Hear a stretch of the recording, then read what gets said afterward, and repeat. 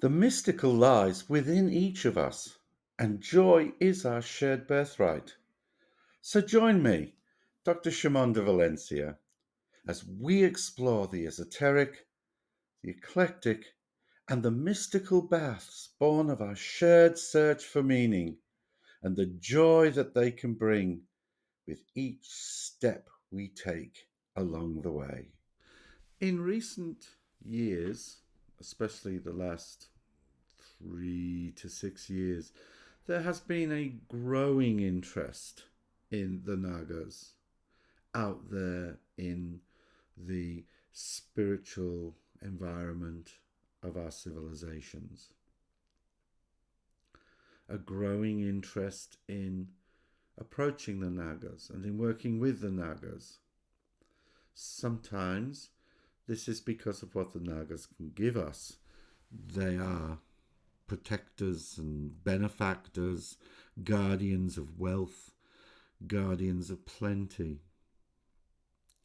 But also in their role as guardians and protectors of nature.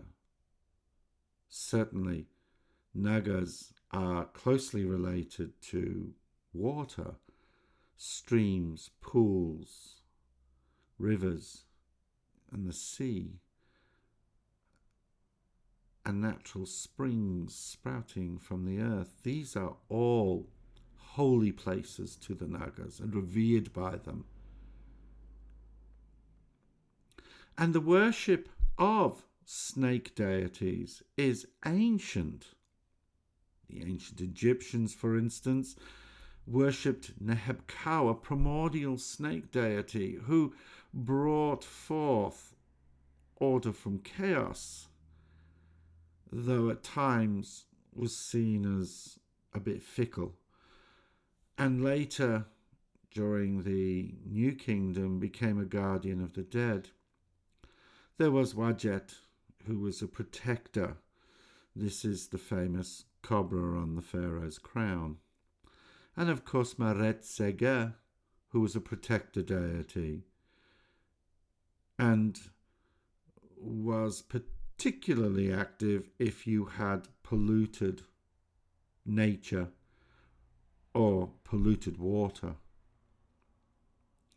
Certainly the Minoans had their famous snake priestesses, but unfortunately we cannot link these to specific deities due to a lack of written records or iconography in the surviving evidence. The Oracle of Delphi was originally a snake oracle site. And so we can see here that once again, Nagas are connected to natural places, and from that they bring guidance, they bring blessings, they bring plenty, and are capable of bringing prophecy at times. But sadly, for many of us, these living links no longer exist.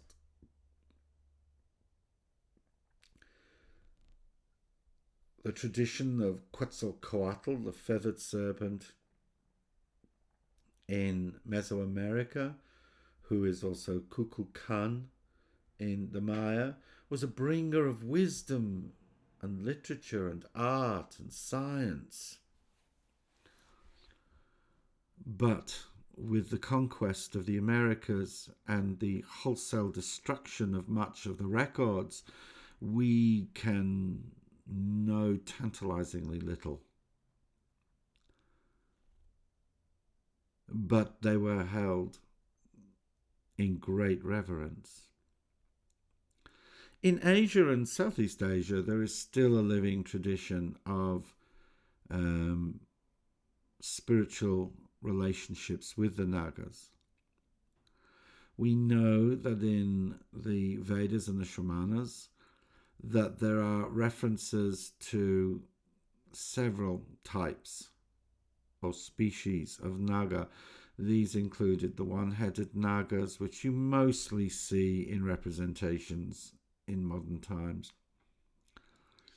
There's also the Kalyak. These are born between the mortal and divine realms, and those who like to classify usually refer to them as semi-divine.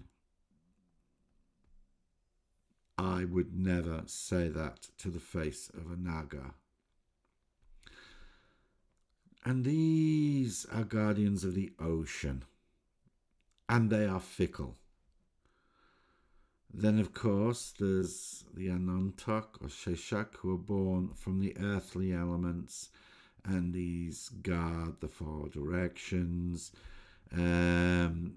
In Buddhism, they're sometimes seen as the 5 heads representing the 5 Buddha families. But ultimately, these are river deities, such as the Yamuna River, the Brahmaputri, and of course the Ganga. And in recent times, given I am born in Liverpool, the River Mersey has been recognised as sacred to the Nagas as well as to Lord Ganesha. And of course there's Vasukak, the king who rules the earth, sometimes referred as Vasukaki. This deity is very closely related to Lord Shiva, and it's through this connection with Lord Shiva, who wears a Naga as a garland, not trapped, but because this deity is continually healing Shiva after he swallowed the poison that threatened to destroy all life, making his neck blue. In the Vedas and Shramanas, they do recognize 4 separate Naga races. These are the primitive dragons. These are like European dragons. They spit fire. There are the spiritual dragons, and these are the guardians of wealth. And they travel between heaven and earth, but they protect treasure in the ocean. The divine Nagas, and these travel between the heavens, between Lord Indra's realm and the earth. And of course, the supreme and divine Nagas, like Vasukaki, and these are the followers of Lord Shiva.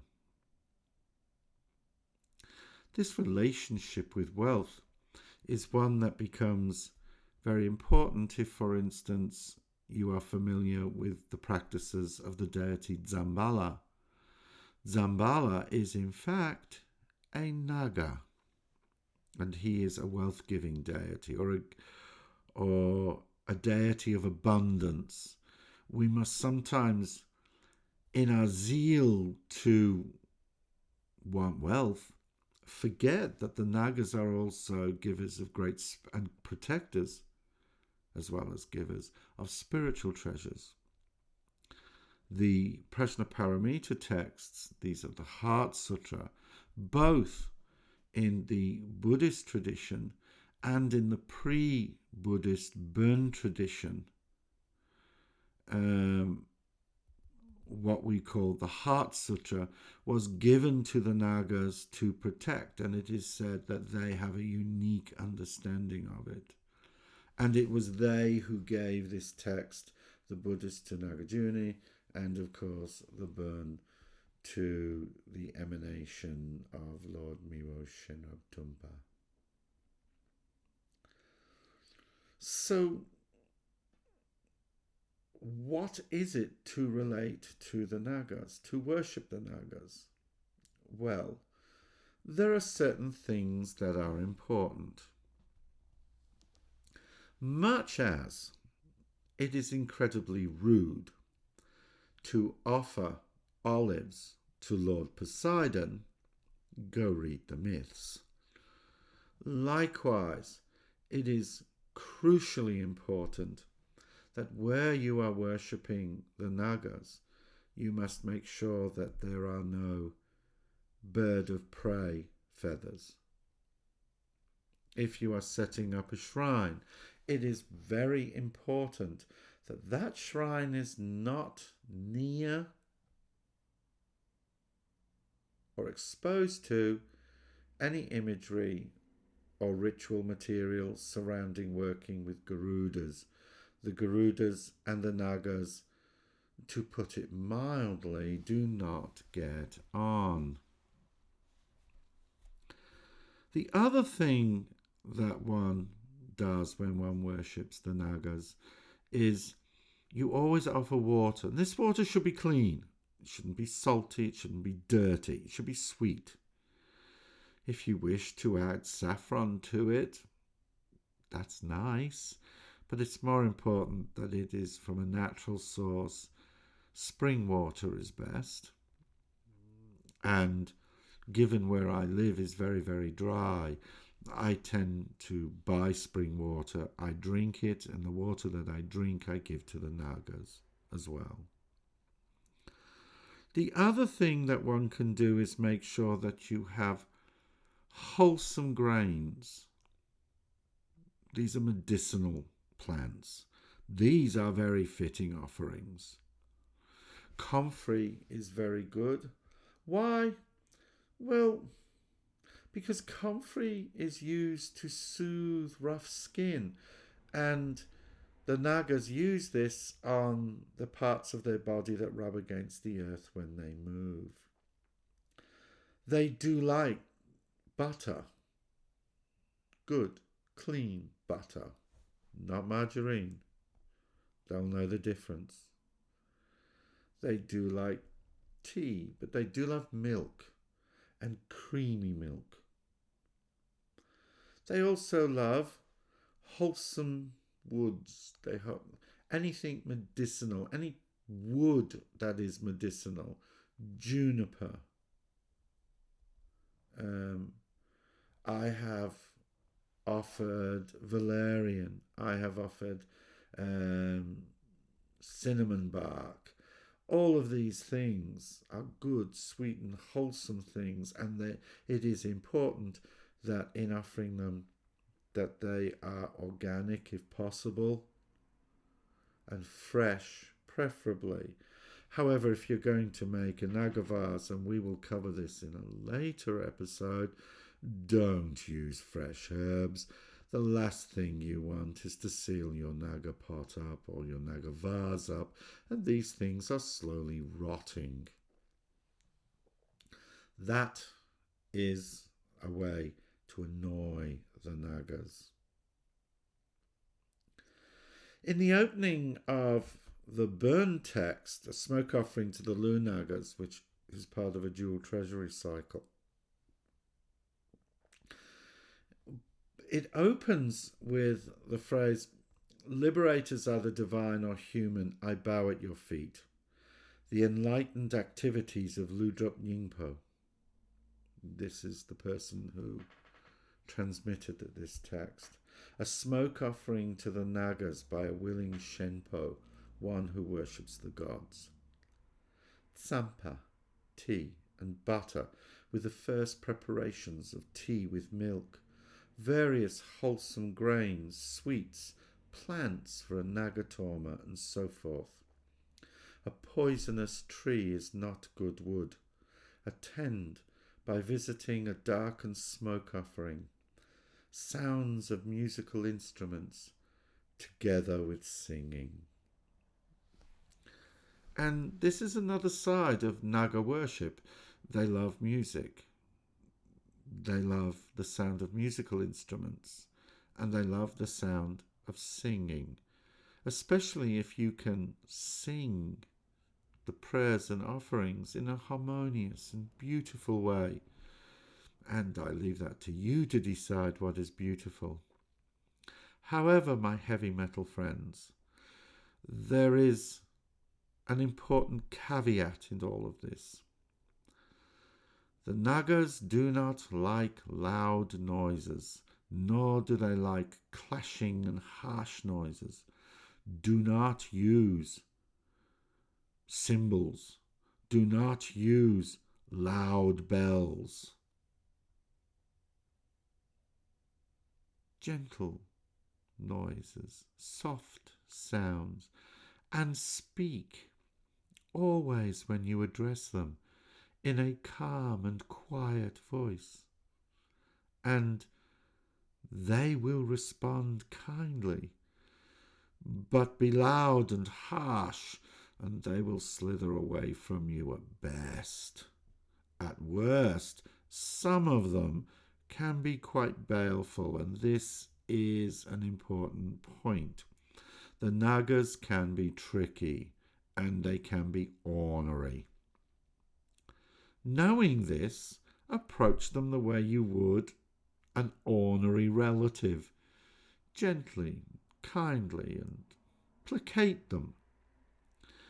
Make offerings, the water offering with flowers. Make it beautiful and offer it to them.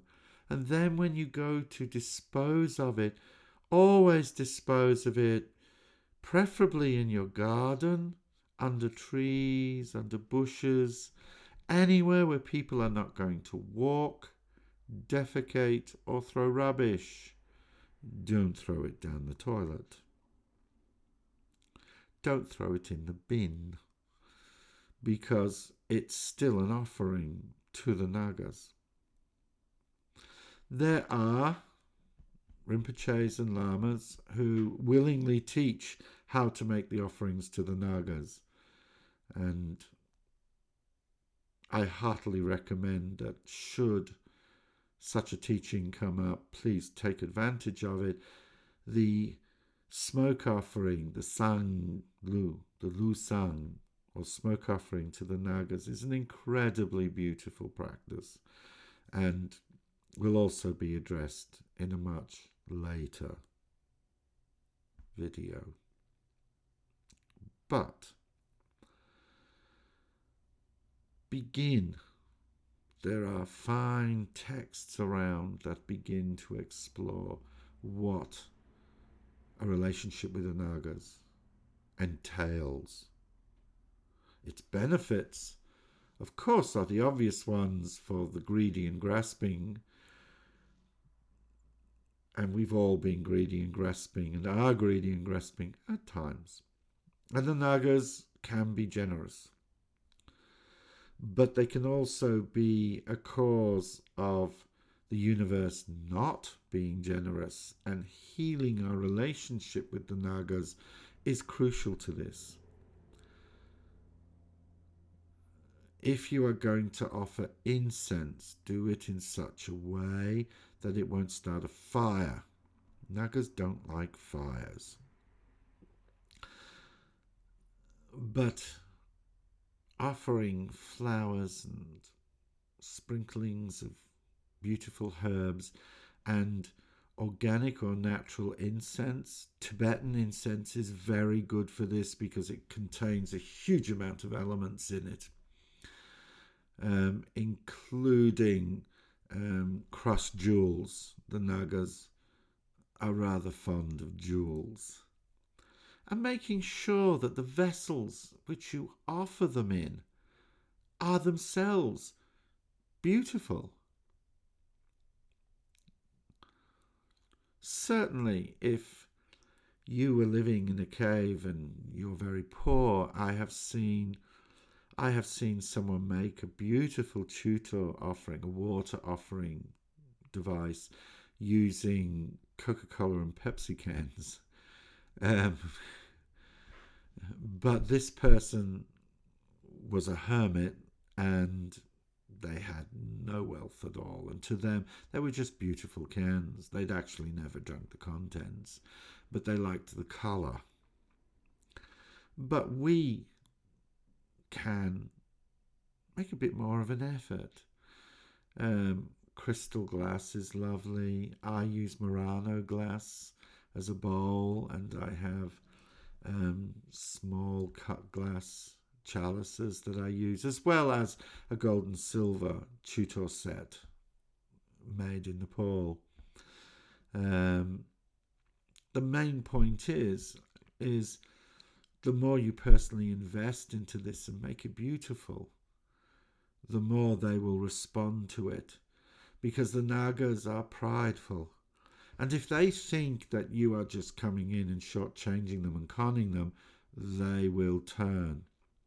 But if they feel that you are generous and you have cared for the earth and the environment as much as they have, then they are open to developing a relationship. And should you be so called, this relationship can be hugely rewarding. Beyond just wanting to turn on the cosmic ATM to get money, but to actually relate to the primordial powers and guardians of this world. Because as much as we may seek transcendence and seek to go to the heavenly realms or the Pure Lands, caring for this earth is equally as important. And if the Nagas, guardians of civilization and earth, teachers of humanity, and protectors of the environment, can teach us nothing, it is that wealth does not necessarily come from gold coins, but can be found in the infinite beauty of nature.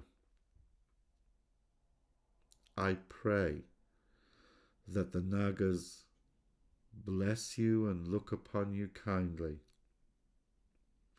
I pray that should you be so deserving and desiring, that they come to you in dreams and guide your footsteps in the long and rewarding relationship of beauty that is Naga worship.